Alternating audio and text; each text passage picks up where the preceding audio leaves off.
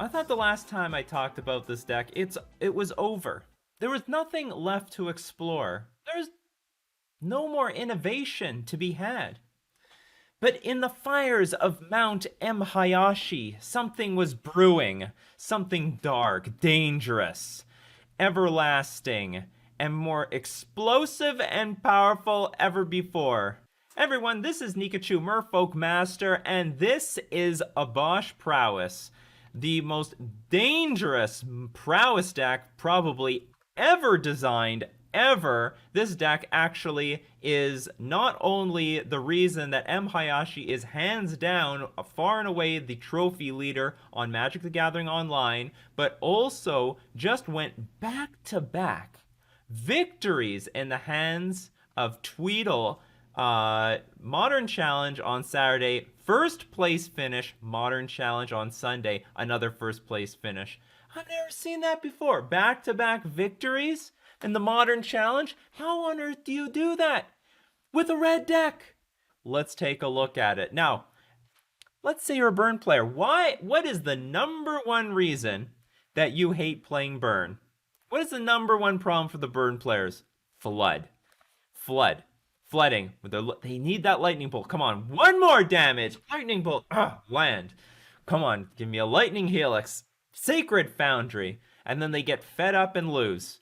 This deck, the only thing it will flood out on is value. You better believe it's going to be flooded out on tons of cards. Let me explain. Bomat Courier. Its creatures are card advantage. Whenever Bomat Courier attacks, exile the top card of your library face down, has haste, going to be out there on turn 1, and as you attack every single turn, accumulating more cards, you leave up the red mana, and at the time that your hand is empty, you cash in your Bomat Courier for all the cards. It's incredible. Another more card advantage, Bone Crusher Giant. You have 2 cards in 1. Stomp is a fantastic card for this deck because damage can't be prevented this turn. Dealing 2 damage deals with a ton of creatures in the format. Can also be used as shock value, but also gets around the painful cards like Core Firewalker and Auriok Champion. If they want to block your creatures, damage can't be prevented this turn. Those creatures are going to die. 2 in 1. So you first deal the damage, then you put a 4/3 body on the battlefield for 3 mana. Nothing wrong there. You can't go wrong at all. Seasoned Pyromancer. Basically the replacement to Faithless Looting. Faithless Looting is a banned card. This is Faithless Looting on a creature, but it's not even that. You get the cards if you have no cards in your hand. When Seasoned Pyromancer enters the battlefield, discard 2 cards, then draw 2 cards for each non-land card. Discard this way. Create a 1/1 red elemental creature token. But if you have no cards in your hand, you're just drawing 2. You're just drawing 2. 2/2 creature on the battlefield. Give me 2 cards. Oh, by the way, if it goes to the graveyard, you still get the value because it's a Lingering Souls. Yeah, that's right. Double red, 3 generic. Put 2 1/1 red elemental creatures onto the battlefield. So it's just constant gas. But we're not done there yet. We're not done, people. Firebolt deals 2 damage to target creature or player and has flashback. So you're not done with just the Firebolt. You get another one, flashback, so like more card advantage. Lava Dart. Oh my god, I really hate this card. I wish it was sorcery speed. I think it does actually a little bit too much for 1 card. Deals 1 damage to any target. If you have flashback, sacrifice a mountain, deals another 1 damage. Light Up the Stage, more card advantage. Light Up the Stage has Spectacle, so after you've dealt a damage with your Monastery Swiftspear, with your Soulscar Mage, you're gonna cast it for Spectacle, only 1 red mana, and it's not exactly drawing cards. You exile the top 2 cards of your library until the end of your next turn. You may play those cards. So you get those cards revealed in exile, and then until your next turn you can play them. So if you find some lands out of that, you get to play the lands from exile. If you find your spells, you can play them next turn or on your turn. And the beauty of this is its protection from Thoughtseize, protection from hand disruption. So it's exiled and away from your hand. Your opponent cannot take those cards away from you. You're going to be able to cast them the very next turn. Then we got Fiery Islet and Sunbay Canyon. Some of your lands can be transferred into cards. So you see the card advantage in this deck. So Burn players, you're going to love this deck because you're never going to flood out. You're just going to flood out on tons of stuff, endless stuff. Have you seen this deck against an Uro deck? I mean, it can deal like 80 damage. The wars are insane. The Uros, the Omnas, it comes back and back and forth. It's not like it just dies on the spot to like one Uro and Omnath execution. This deals tons of damage.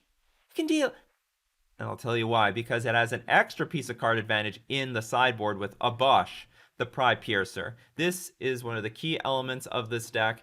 Your starting deck must contain only cards with an odd number. How convenient. Almost everything in this deck is an odd number between Bone Knot Courier, Swift Spear, Soulscar Mage, even Bone Crusher Giant. Yes, the Stomp is part of the adventure, but that is not included in the converted mana cost. The converted mana cost for Bone Crusher Giant is 3, so you do get 2 mana spells attached to this 3 mana body. Seasoned Pyromancer and everything else is basically 1 mana. 1 mana or 3, so you get to play with Obosh. Very deadly creature. That's extra card advantage. You could basically start in the game with 8 cards because you've got this one in the sideboard you can grab at any time that you want. And whenever a source with an odd number, with an odd converted mana cost would deal damage to a permanent or player, it deals double that damage instead. When Obosh is on the battlefield, no one's laughing now. No one's going to be laughing at Obosh. No one's laughing. These Burst Lightnings worth 4 damage. Firebolt, 4 damage. Lava Dart, every single one going to be worth 2 damage. Lightning Bolt, 6 damage. It's insane. This deck can deal an obscene amount of damage in a very short amount of time. Bone Crusher Giant now attacking for like 8 points of damage. You better have something to block here or you're doomed. And on top of that, you know, in the modern metagame right now, I think people are getting a little soft to Blood Moon. People are making these like boil-proof mana bases. They don't want to have too many islands to protect themselves from boil, and they're going to play boil themselves. Well, now you're just going to make yourself really weak to Blood Moon. This is now the premier Blood Moon deck in the format. Step aside, Red-Green Ponza. This is the best Blood Moon deck. Getting free wins. Your opponent out of nowhere is going to go, oh my god, I thought you were a Prowess deck. Now you're a Blood Moon deck? This deck does it all. Oh, by the way, if any of these cards are dead, you know, if Blood Moon is not good for the matchup, that's okay. Because you just discard them to the Seasoned Pyromancer. You're faithless looting on a creature. This deck makes a lot of sense why it's just destroying the metagame right now. And let me tell you this. What are some of the most hateful cards? Cards that burn players hate. We're talking like Core Firewalker, gains life, pro red. Auriok Champion, one of the hottest cards right now. Pro red, pro black, also gains life. What if you're up against Leyline of Sanctity? This deck actually has answers to them. First off, if you have any creature, enchantment, artifact that this deck needs to deal with, Blast Zone.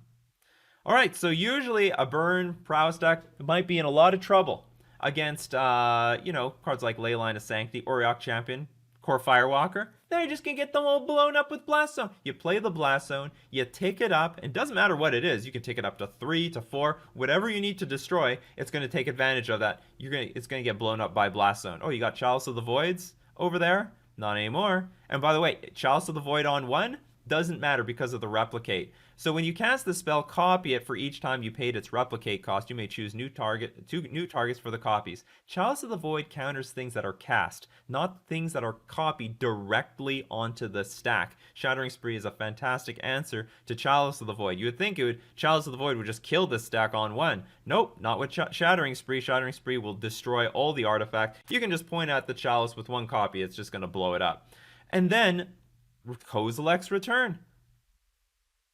Turns out Kozilek's Return has something called Devoid. This card has no color. So it's not red, which means your Auriok Champions and your Core Firewalkers, they're just going to die. It's an instant speed, deal 2 damage to each creature sweeper. Fantastic card to beat them. And the innovation in this deck, Surgical Extraction, easily beat those Uro decks, extract the 1 Uro. They basically have no other way to really win the game after that. And also some nice early interaction against Oops All Spells. Hit that Vengevine in the graveyard before the game even, before they can even do anything. And the game's basically over. So, I don't know what else to say. Swift Spear, you're like hiddenly, you should be like mythic rare. Haste and Prowess, Because of Lava Dart and all the other burn spells, this easily can become a 4 or 5 creature, and you just really can't really do that much about it. And if there are any big creatures in your way, let's say Wormcoil Engine, for example, Soulscar Mage, if a source you would deal non-combat damage to a creature an opponent controls, put that many -1/-1 counters on that creature instead. So your lightning bolts, they don't deal damage. They just put the -1/-1 counters on it. Your Wormcoil Engine is going to shrink. Basically, anything is going to shrink. So you can have an enormous Death Shadow. It doesn't matter. It's going to shrink through the Soulscar Mage. M Hayashi is a genius, and if you want to play the deck that the current trophy leader is playing, you can do it with Mana Traders, the premier place to rent Magic cards online. And you can support the channel by using my Mana Traders link in the description below. And if you want to save some money while trying to play this deck, you can get 15% off your first 3 months using my coupon code Nikachu. And if you want to learn more about this archetype and understand the thought process from the master who has constructed it, I highly encourage you to go check out M Hayashi's YouTube channel. I'll have links to that in the description below. If I play with Chalice of the Void, Core Firewalker, and Auriok Champion, is that enough to beat this?